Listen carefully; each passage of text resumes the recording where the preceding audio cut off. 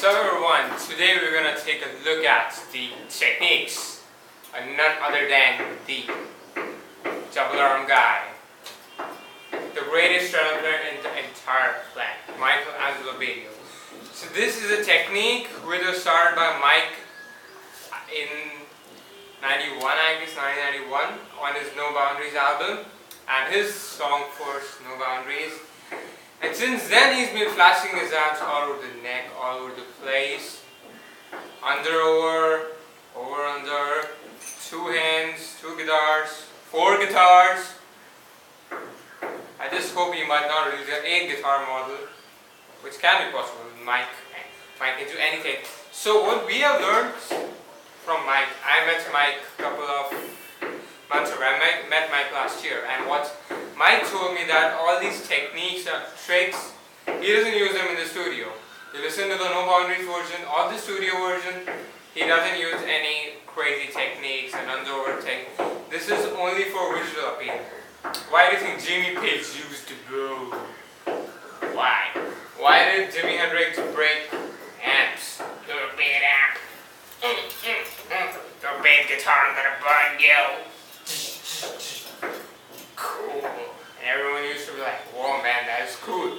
But what is common on these guys? They sound great on CD, they're great guitar players, but what they have is visual appeal. So when Mike started out, he was like, I want to do something different than others, something no one has done.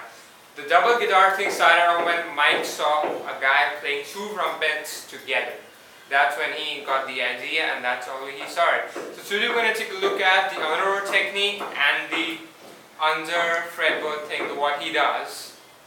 We're going to take a look at. First thing, we're going to take a small passage of under things on the G string. Let's get it started.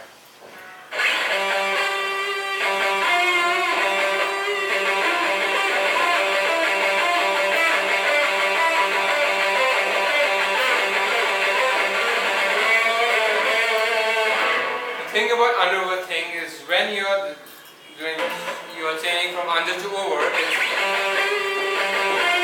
gotta put your thumb here. You gotta put your thumb on the fretboard, on the neck of the guitar. Otherwise, if you're trying to do under like this doesn't happen. It's very hard to do that. And you always take under very slow. When I started learning under technique, it took me almost 8 months to get under right and get it at least at a decent speed, not at the speed of Mike. Mike is extremely fast with this, but what Mike does, there's no one else can do it. So we can try to get it on the G string, which is the easiest because it's in the middle of all the strings. You don't have these strings, you don't have these strings. It's a lot more easier to do it on the G string than on the lower E, on A string, any other string. But doing on the D string makes it very easy.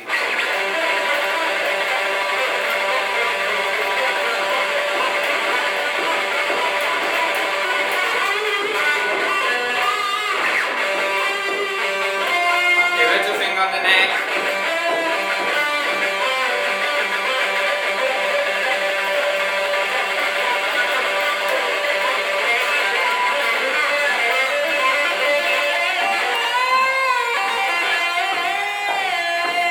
The next thing he does is playing under the neck, over the neck. I don't know, I get confused with this.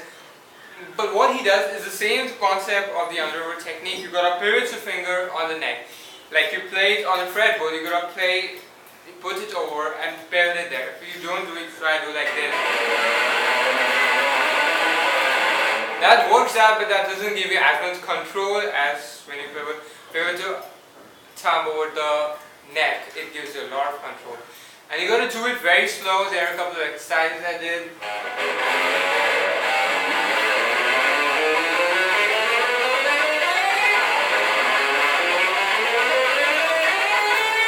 While doing this, the little finger or the pinky finger is the most important thing. If your pinky finger isn't strong, doing this is going to be very hard because this is the finger which acts like this finger. When you're playing here, always you have this finger as the strongest one.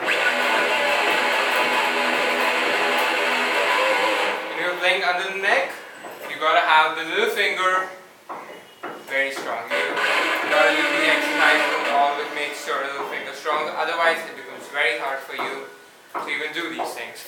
So we'll do one example today of our technique.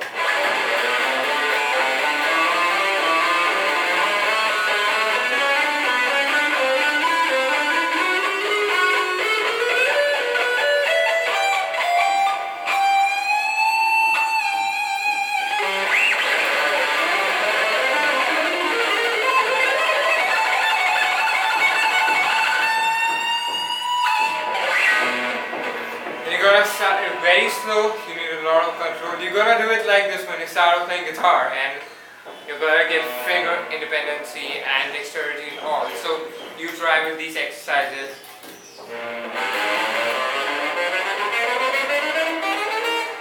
The same exercises you're gonna do under the neck. Simple. And let's try our technique. Both the techniques in once.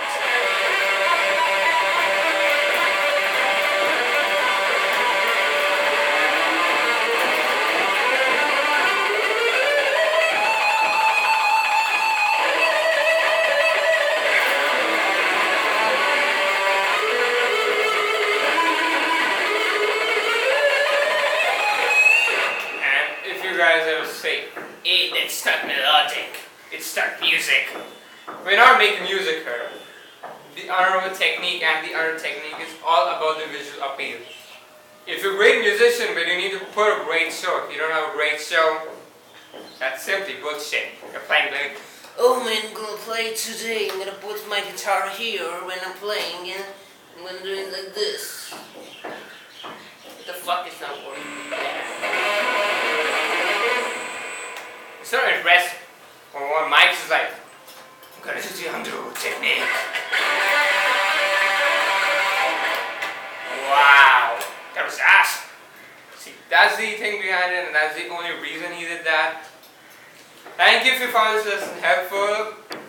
It was all about all these two things which Mike does, and it has been extremely helpful for me when I'm playing live. You can literally get the crowd, woo! You can get the crowd on their feet. They're gonna start jumping. They're gonna start screaming your name, and it looks very, very good when you play it all live on stage and the spotlight is on you. It looks fucking amazing. Thank you guys for watching this video. Like this video if you like. Leave a comment if you want me to make some more examples with the underwood technique and the other technique. Subscribe to my channel, helps me a lot, keeps me motivated to do all these.